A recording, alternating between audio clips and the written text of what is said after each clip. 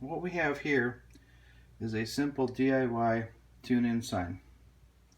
It consists of a Raspberry Pi Pixel Pi Hat controller and three 16 by 16 matrices. The matrices are known as a WS2812 16 by 16. You can get them from Amazon, AliExpress, multiple vendors.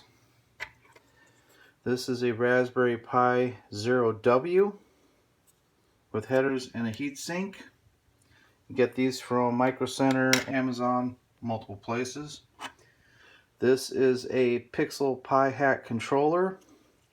Has power in, 5 volt, 12 volt, dual outputs for your pixels.